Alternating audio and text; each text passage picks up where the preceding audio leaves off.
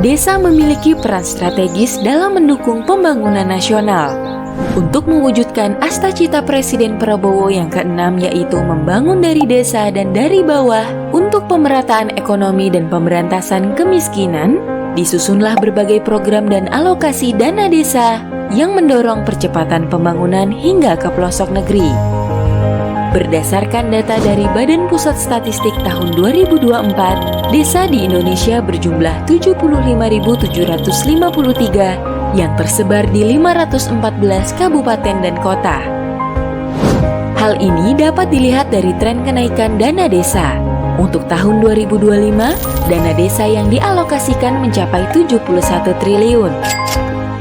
Namun, pengelolaan dana desa masih menghadapi tantangan besar.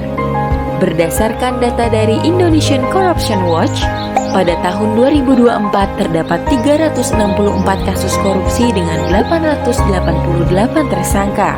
Sektor yang bersentuhan langsung dengan kebutuhan masyarakat adalah yang paling rentan, terutama sektor desa yang menempati posisi tertinggi dengan 77 kasus dan 108 tersangka. Celah yang paling sering dimanfaatkan oleh pelaku pengadaan di desa adalah pada proses pengadaan barang atau jasa. Untuk menjawab tantangan ini, pemerintah telah menetapkan salah satu program prioritas nasional LKPP, yaitu pengukuran tingkat kematangan pengadaan barang atau jasa desa sebagai cara sistematis memperbaiki proses, tata kelola, dan memperkuat akuntabilitas. Pengukuran ini adalah suatu upaya untuk meningkatkan atau melakukan perbaikan dan mengelola kemajuan proses pengadaan barang atau jasa desa.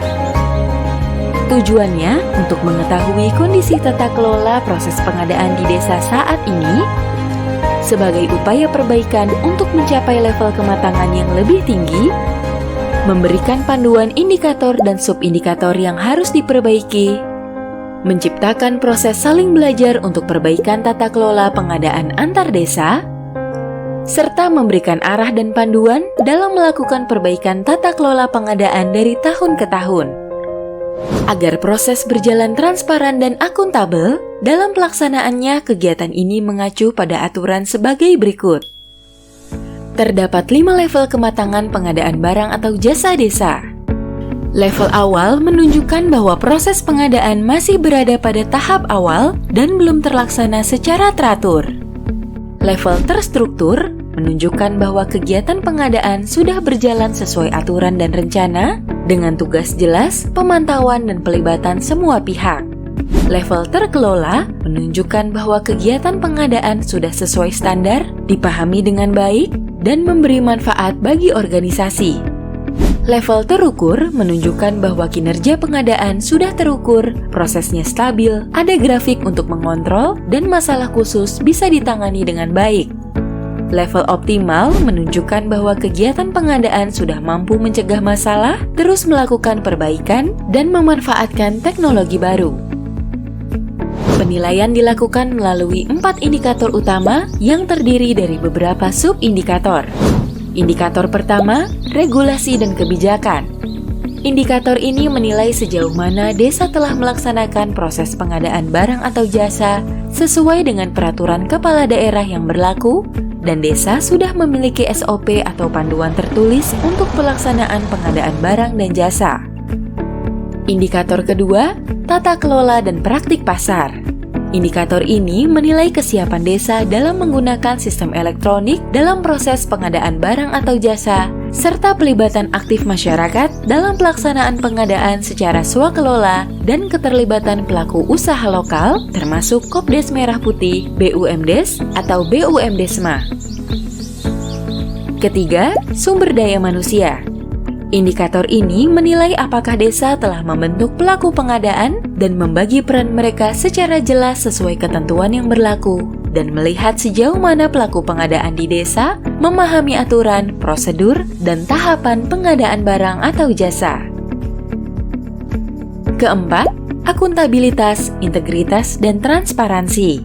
Indikator ini menilai sejauh mana proses pengadaan barang atau jasa di desa dilakukan secara akuntabel, terbuka, dan dapat diakses oleh masyarakat dan pelaku pengadaan di desa.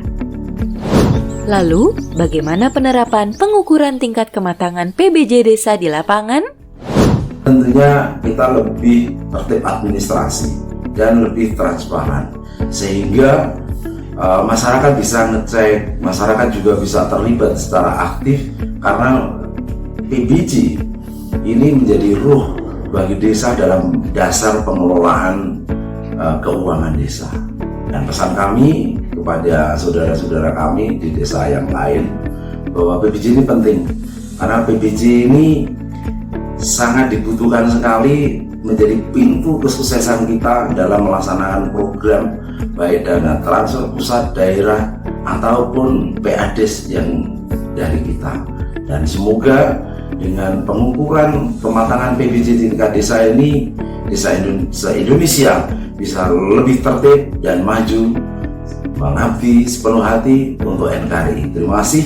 Assalamualaikum warahmatullahi wabarakatuh. Rahayu. Melalui pengukuran ini, desa dapat mengetahui tingkat kematangannya, merencanakan perbaikan, dan mendukung target nasional mencapai tata kelola pengadaan minimal level 2. Dengan kolaborasi pemerintah pusat, daerah, dan desa, kita wujudkan pengadaan yang lebih efisien, transparan, dan bermanfaat bagi masyarakat.